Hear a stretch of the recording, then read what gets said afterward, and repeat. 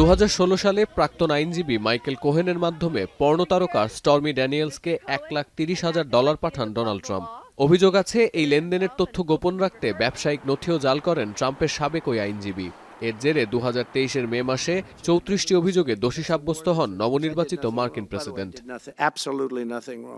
New York হাশমানি trial ছাড়াও আরও 3টি মামলায় ফেঁসেছেন ট্রাম্প। যদিও গেল বছর হাশমানি ছাড়া বাকি 3টি থেকে রেহাইও পেয়েছেন তিনি।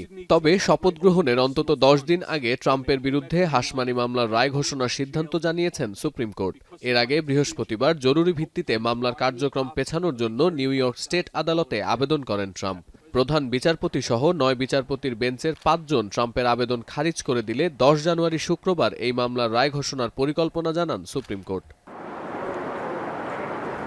এর আগে গেল ডিসেম্বরে অর্থ কেলেঙ্কারির এই মামলা থেকে নিঃশর্ত রেহাই পেতে দ্বিতীয় দফায় আবেদন করেন ট্রাম্প। সে সময় আদালত জানায়, ব্যক্তিগত স্বার্থে অর্থ দেওয়ার বিষয়টি লুকিয়েছেন তিনি। প্রেসিডেন্সিয়াল ক্ষমতা বলে দাপ্তরিক কারণে এমনটা করলে আবেদন বিবেচনায় নেয়ার সুযোগ ছিল।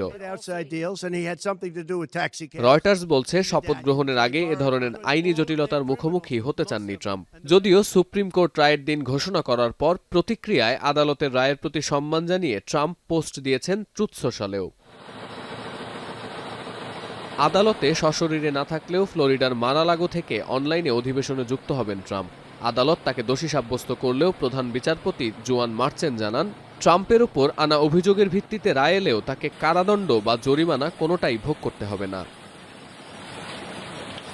সতীর্থ কর্মকার, এখন বিশ্ব। শিয়া বাটার ও ভিটামিন ই সমৃদ্ধ lily glam beauty soap. Lily, always beautiful.